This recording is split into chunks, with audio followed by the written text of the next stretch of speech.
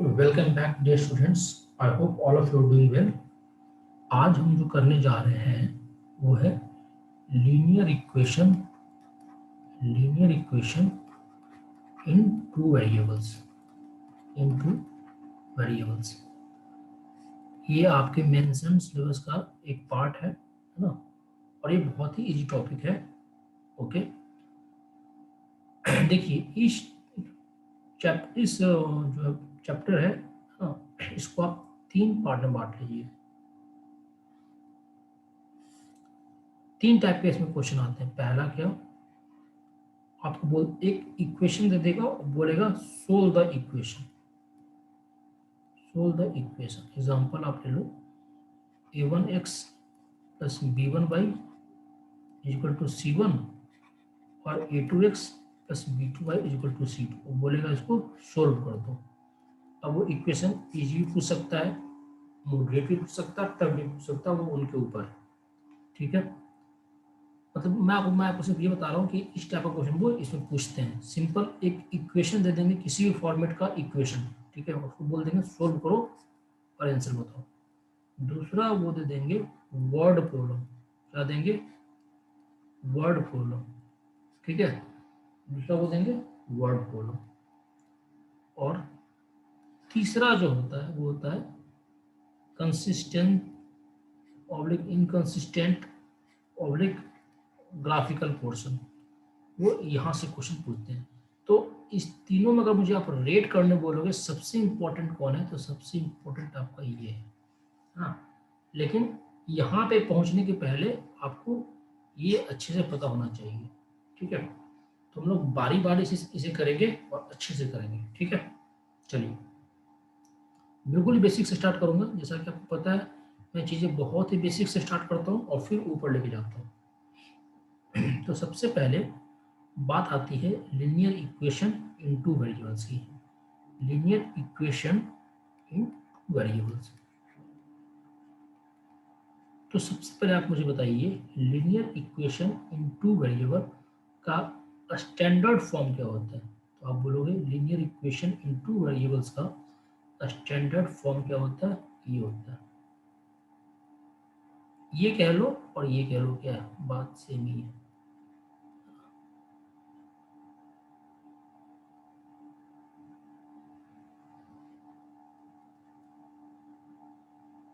Is equal to सी।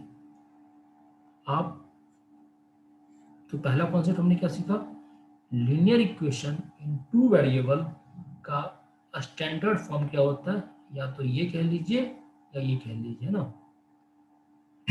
अब ये जो स्टैंड, अब मैं इसकी बात करता हूँ। ठीक है, A X plus B Y plus C equal to 0, ये एक स्टैंडर्ड फॉर्म होता है।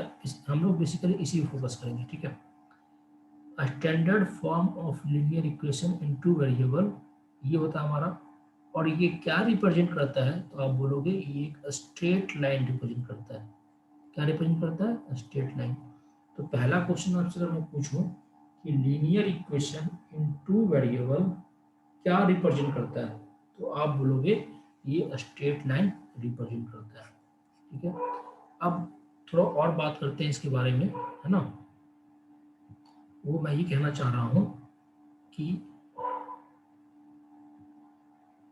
वो बात ये है कि अगर मैं बात करूँ, हाँ, मैं लिखूँ A X plus B Y plus C is equal to 0। ये स्टैंडर्ड फॉर्म है, ये एक स्टैंडर्ड फॉर्म है लीनियर इक्वेशन का, प्रोवाइडेड, है ना, provided if A is not equal to 0 और बी भी इज नॉट इक्वल टू 0, जहाँ एक्स वाई क्या है, वेरिएबल है। या तो आप ये कह लो, या फिर इसको हाईफाई लैंग्वेज में बोलोगे तो आप इसको यूं लिख लो, A square plus B square is not equal to 0, जहाँ एक्स वाई क्या है, वेरिएबल है। तो A X plus B Y plus C is equal to 0 का स्टैंडर्ड फॉर्म होता है linear equation in two variables का, जो कि स्ट्रेट लाइन को रिप्रेजेंट करता है, provided if A is not equal to 0, B is not equal to 0, और जहाँ एक्स और वाई हमने वेरिएबल माना है। या तो आप यूं कह लो, या A square plus B square is not equal to 0, या एक्स वाई क्या हमारा वेरिएबल है। दोनों चीज़ें बिल्कुल सेम है, बट अलग अलग अंदाज में कही गई है। तो ये हो गया regarding standard form of a linear equation. चलिए इस कुछ और बेसिक क्वेश्चंस को देखते हैं। बेसिक क्वेश्चन हमारा ये है कि एग्जांपल लीजिए, मैं लेता हूँ 2x plus 4y minus 16 equal to 0। मैंने ये लिया, ये आपका एक लीनियर इक्वेशन टू वेरिएबल है ना, और ये स्ट्रेट लाइन को रिप्रेजेंट करता है। तो अगर मैं पूछूं कि आप मुझे इसका ग्राफ बताओ, आप मुझे इसका ग्राफ बना के दिखा दो, तो हमें पता है कि linear equation in two variables आपका एक स्ट्रेट लाइन को रिप्रेजेंट करता है, और स्ट्रेट लाइन को रिप्रेजेंट करने के लिए हमें सिर्फ 2 पॉइंट की जरूरत पड़ती है। तो इस इक्वेशन का अगर आपको ग्राफ बनाना है तो आपको 2 पॉइंट चाहिए। तो वो 2 पॉइंट्स निकालने का सबसे आसान तरीका क्या होता है? सबसे आसान तरीका ये होता है कि एक बार आप x इक्वल टू 0 मान लें और एक बार आप y इक्वल टू 0 मान लें। तो बताइए, जब आप x इक्वल टू 0 मानिएगा तो y क्या हो जाएगा? y 4 हो जाएगा।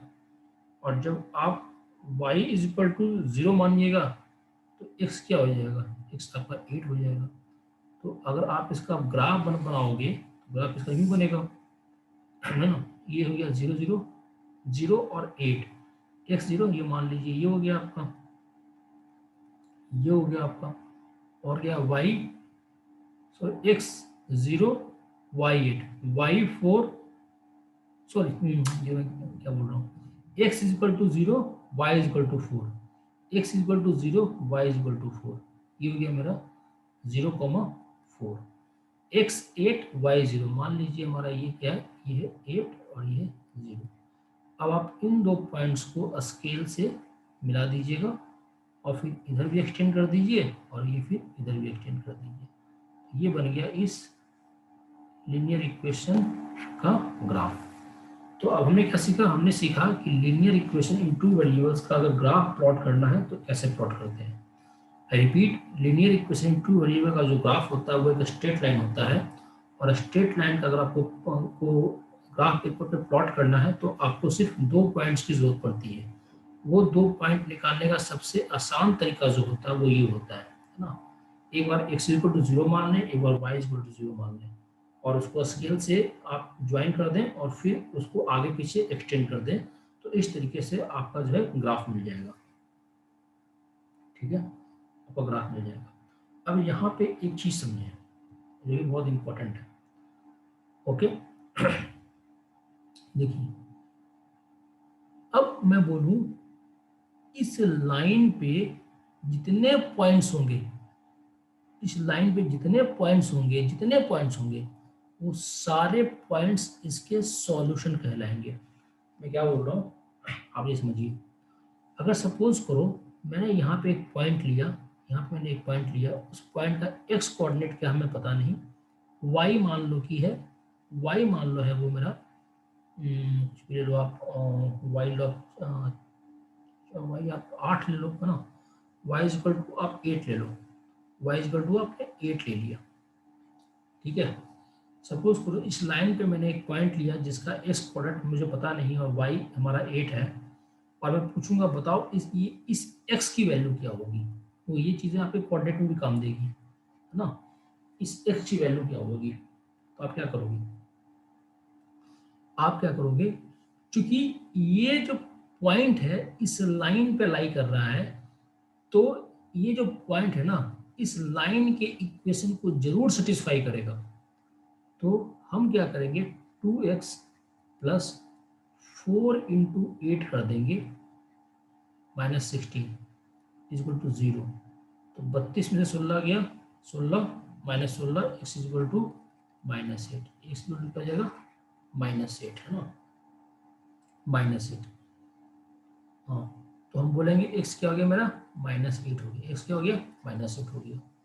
तो मैं आपको क्या समझना चाह रहा हूँ, मैं आपको ये समझाना चाह रहा हूँ कि इस लाइन पे कोई भी पॉइंट लीजिए, इस लाइन पे कोई भी पॉइंट लीजिए, वो पॉइंट इस इक्वेशन को जरूर सेटिस्फाई करेगा, वो पॉइंट इस इक्वेशन को जरूर सेटिस्फाई करेगा, या हम ये भी कह सकते हैं, और हमें पता है कि मैथ्स में किसी भी इक्वेशन को अगर कोई वैल्यू सेटिस्फाई कर रही है तो हम बोलते हैं वो पॉइंट जो है वो वैल्यू उसका सॉल्यूशन होता है, या रूट होता है, या जीरो होता है, कुछ बोलते हैं ना।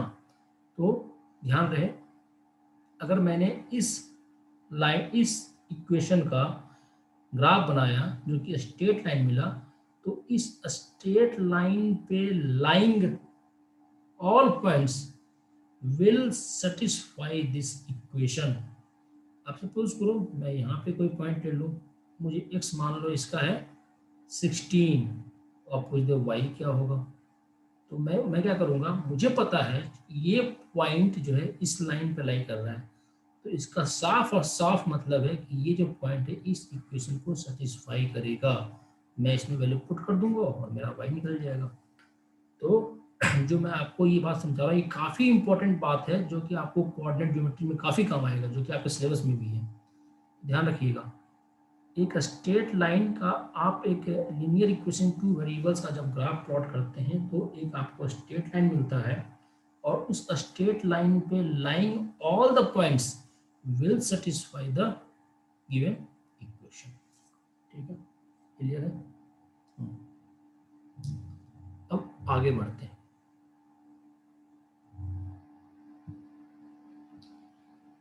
ये हो गया हमारा बेसिक पॉइंट। अब बात आती है, मान लो हमारा है ये है a1x, ये है b1 और ये आपका a1x plus b1 plus c1 is equal to 0,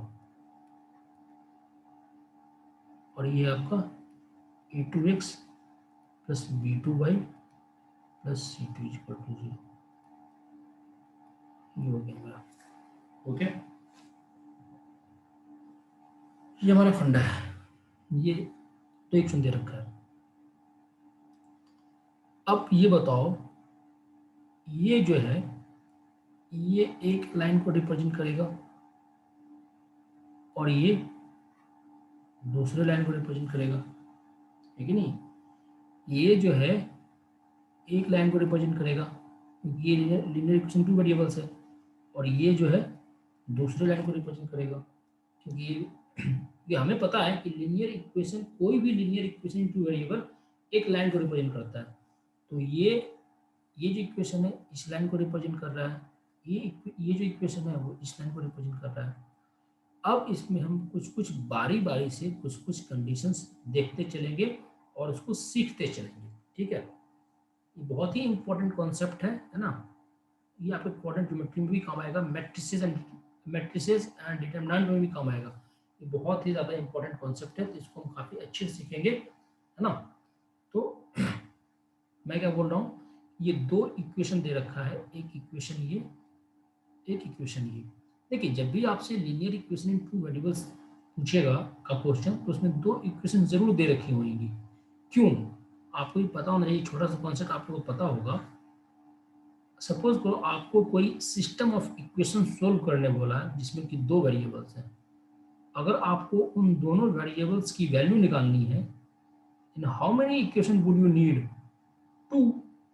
अगर आपसे कोई सिस्टम ऑफ इक्वेशन को सोल्व करने बोला है, मतलब उसमें तीन वेरिएबल्स हैं और आपको उन तीन वेरिएबल्स की वैल्यू निकालनी है, then how many equation would you need, तीन।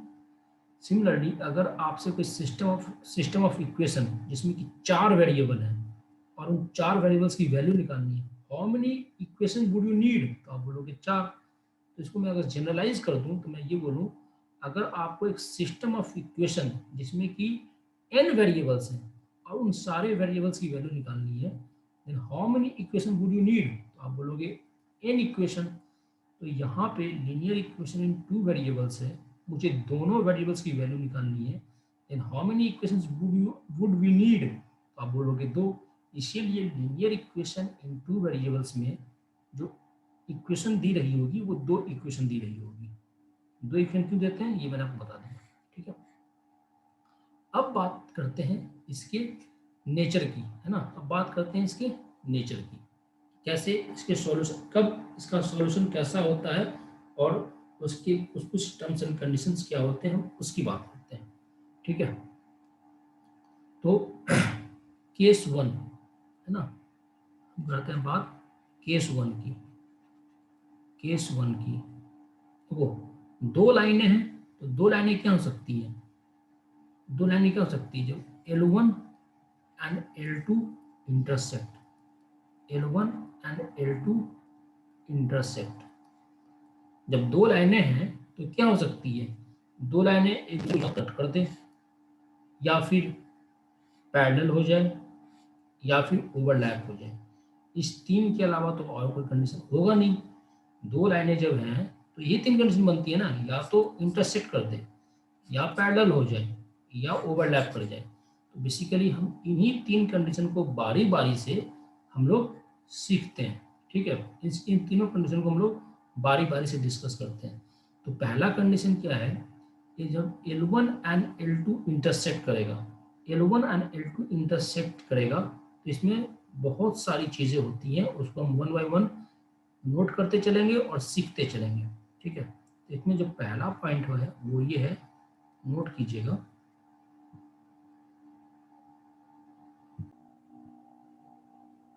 हाँ जी, तो हमने पहला केस क्या लिया, L1 एंड L2 जब इंटरसेक्ट कर रहे हैं, तो इसके लिए जो इसेंशियल कंडीशन है, वो कंडीशन हमारा क्या है कि आप देखोगे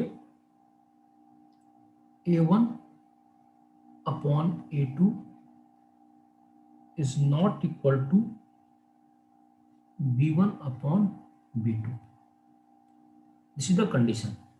तो अगर कोई आपसे पूछे कि linear equation in two variables, दो इक्वेशन दे रखे हो और पूछेगा पूछेगा बताओ ये दोनों इंटरसेक्ट करेंगे कि नहीं करेंगे, तो उसके लिए ये कंडीशन है। अगर ये कंडीशन फुलफिल कर रहा है तो इंटरसेक्ट करेगा, वरना इंटरसेक्ट नहीं करेगा। ठीक है, अब अगर इंटरसेक्ट करेगा, है ना, दो लाइनें जब इंटरसेक्ट करेगी, तो जो इंटरसेक्टिंग पॉइंट है ना, ये लाइन और ये लाइन, ये पॉइंट इंटरसेक्टिंग पॉइंट है। तो इंटरसेक्टिंग जो पॉइंट होगा आपका, इंटरसेक्टिंग पॉइंट जो होगा वो क्या होगा, वो सॉल्यूशन कहलाएगा। इस गिवन सिस्टम ऑफ इक्वेशन का सॉल्यूशन कहलाएगा। और ये क्या होगा, ये यूनिक होगा। ये क्या होगा, यूनिक होगा। कहने का मतलब ये है कि ये लाइन और ये लाइन आपस में इंटरसेक्ट कर रही है इस पॉइंट पे। तो ऑब्वियस सी बात है, ये पॉइंट क्या होगा, यूनिक पॉइंट होगा। अब देखो इंटरसेक्टिंग पॉइंट की खासियत क्या होती है, वो इस लाइन पे भी लाई करता है और वो इस लाइन पे भी लाई करता है ना। इसीलिए, और ये क्योंकि ये दोनों लाइन पे क्या करता है, लाई करता है, मतलब वो इसे भी सेटिस्फाई कर रहा है और इसे भी सेटिस्फाई कर रहा है। इसीलिए हम क्या बोलते हैं, इस इंटरसेक्टिंग पॉइंट क्या बोलते हैं, solution of the given system of equation. तो जब ऐसा हो जाए तो हम बोलते हैं कि दोनों लाइनें इंटरसेक्ट करेंगी, और जब इंटरसेक्ट करेंगी तो वो यूनिक पॉइंट पे इंटरसेक्ट करेगी, एक से ज़्यादा पॉइंट पे तो इंटरसेक्ट करेगी नहीं, है ना, वो तो पॉसिबल ही नहीं है इस कंडीशन में, है ना। तो उसका सॉल्यूशन भी क्या होगा, यूनिक होगा। मतलब A1 upon A2 is not equal to B1 upon B2। इसका मतलब ये होता है कि दोनों लाइनें यूनिक पॉइंट पे इंटरसेक्ट करेगी और उनका जो सॉल्यूशन होगा वो भी यूनिक होगा। तो अगर मैं पूछूं बताओ if A1 upon A2 is not equal to B1 upon B2, तो उसके कितने सॉल्यूशन होंगे, तो आप बोलोगे एक सॉल्यूशन होगा। ठीक है, इसमें जो तीसरा पॉइंट आपको ख्याल रखना वो है, क्योंकि आप इसका सॉल्यूशन निकाल पा रहे हो, इसीलिए क्या होगा, ये कंसिस्टेंट माना जाएगा। तो किसी भी सिस्टम ऑफ इक्वेशन का अगर आप सॉल्यूशन निकाल पा रहे हो तो हम बोलते हैं ये कंसिस्टेंट है। अगर सॉल्यूशन नहीं निकाल पा रहे तो क्या इनकंसिस्टेंट है। तो ये हमारा क्या होता है, कंसिस्टेंट होता है। ठीक है, अब बात आती है चौथा, कि आपने सॉल्यूशन तो बता दिया कि यूनिक सॉल्यूशन होगा, एक सॉल्यूशन होगा, उस सॉल्यूशन को फाइंड कैसे करते हैं, उस सॉल्यूशन को फाइंड कैसे करते हैं, तो दोनों इक्वेशन को सॉल्व कर देंगे, जो आपका आएगा वो इंटरसेक्टिंग, वो आपका क्या हो जाएगा, सॉल्यूशन हो जाएगा। तो हाउ टू सोल्व इस पार्ट पे हम लोग बाद में आएंगे, हाउ टू सोल्व इस पार्ट पे हम लोग बाद में आएंगे, ठीक है। क्योंकि जब आपको सॉल्यूशन निकालना है तो इन दोनों इक्वेशन को सोल्व करना पड़ेगा। तो इन दोनों इक्वेशन को कैसे सोल्व करेंगे वो हम लोग बाद में आएंगे, है ना। लेकिन अगर आप मुझसे ये बोलोगे कि सर वो इंटरसेक्टिंग पॉइंट कैसे निकालेंगे, तो आप, मैं ये बोलूँगा आप इन दोनों इक्वेशन को सोल्व कर दो, जो आंसर आएगा वही इंटरसेक्टिंग पॉइंट हो जाएगा, ठीक है। तो हम लोग बारी बारी से इसको फिर से रिकैप करते हैं। ये कंडीशन होता है, और जब ये कंडीशन फुलफिल हो रहा है तो हम बोलेंगे दोनों लाइन एक दूसरे को इंटरसेक्ट करेगी यूनिक पॉइंट पे, इसलिए इसका एक ही सॉल्यूशन होगा। और चूंकि हम सॉल्यूशन निकाल पा रहे हैं इसलिए हम इसे कंसिस्टेंट इक्वेशन बोलते हैं। अब आप पूछोगे कि इसका सॉल्यूशन कैसे निकालेंगे, तो इस पोर्शन पे हम लोग बाद में डिस्कस करेंगे, अभी फिलहाल इसकी ज़रूरत नहीं है, ठीक है। इसकी फिलहाल भी ज़रूरत नहीं है।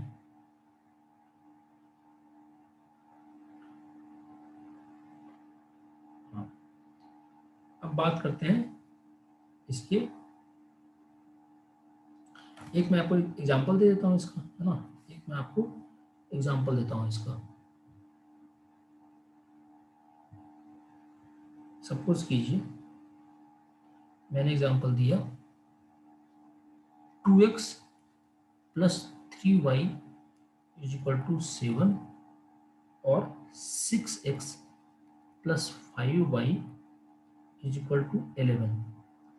और मैंने आपसे ये पूछा आप मुझे बताओ इसका कितना सॉल्यूशन होगा, या मैं आपसे पूछूं क्या ये लाइनें इंटरसेक्ट कर रही हैं, या मैं आपसे पूछूं ये कंसिस्टेंट है कि इनकंसिस्टेंट है।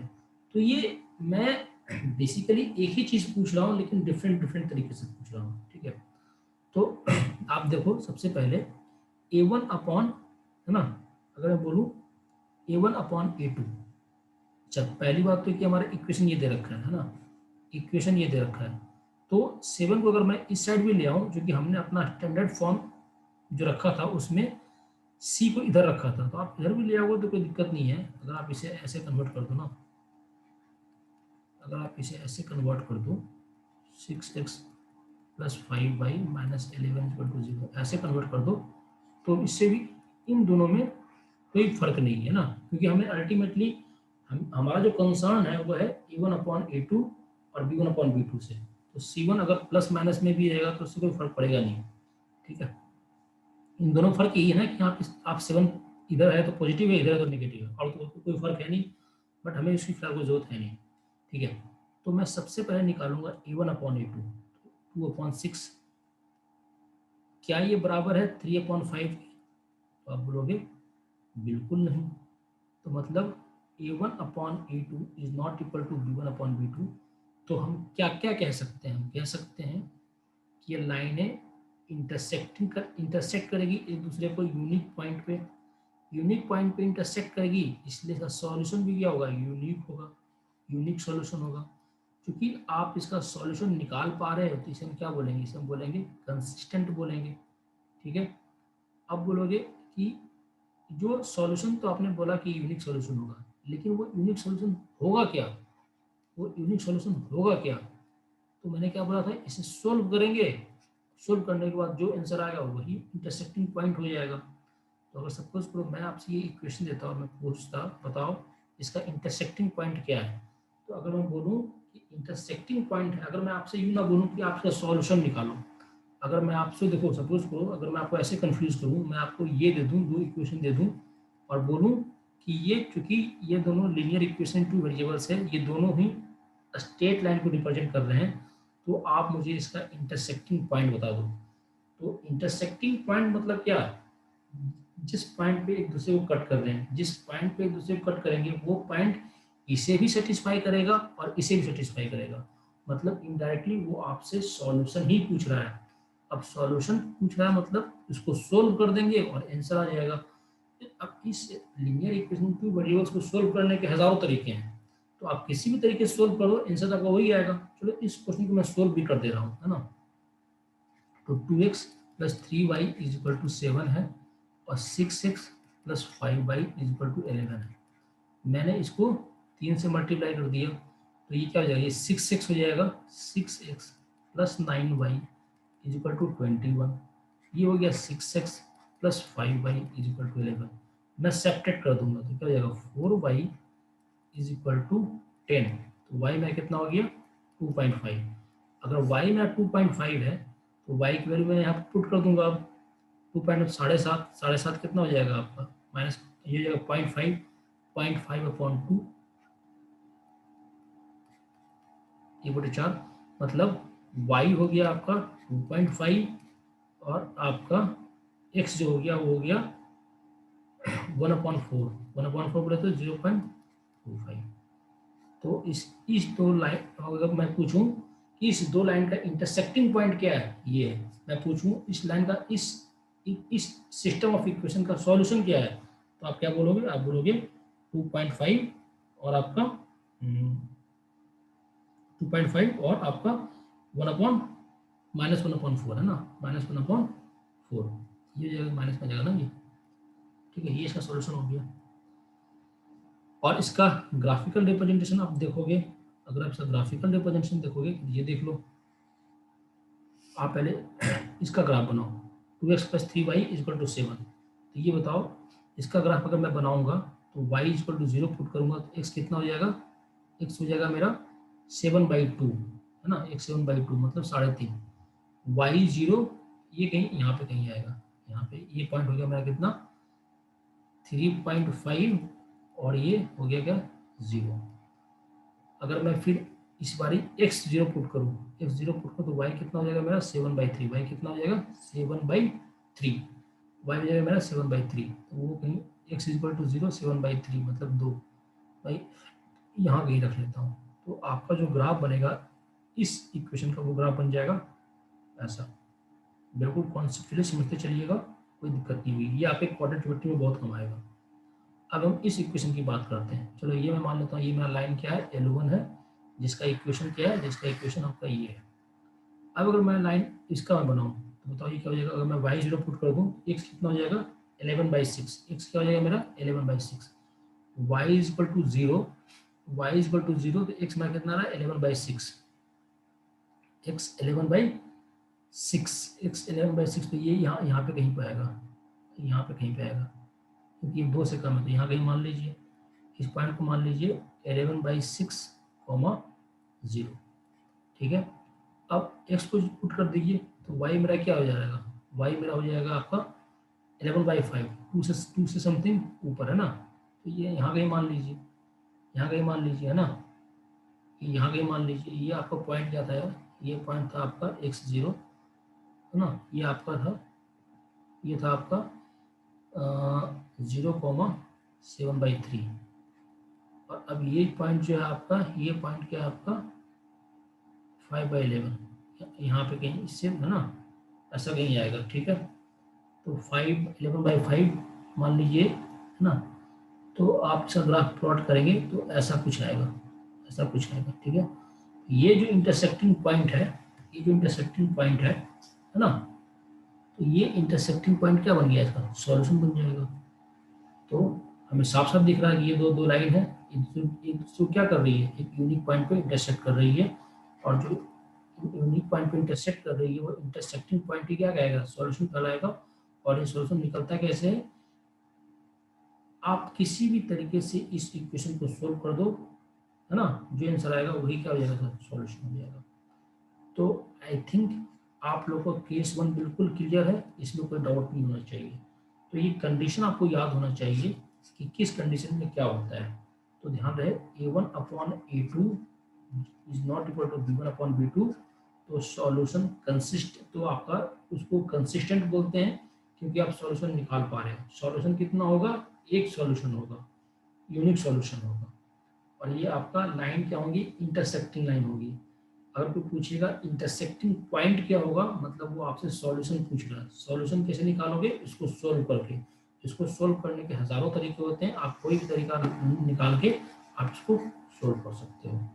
तो आई थिंक केस 1 आप लोगों का क्लियर हो चुका होगा, इसमें कोई आप लोग को कोई परेशानी नहीं होगी, ठीक है। तो आज की क्लास के लिए इतना ही रखते हैं। नेक्स्ट क्लास में मैं केस 2 और केस 3 खत्म करके है ना इस पोर्शन को कंप्लीट करूँगा। चलिए मिलते हैं अपने नेक्स्ट वीडियो में, तब तक अपना ख्याल रखें। Bye bye, take care.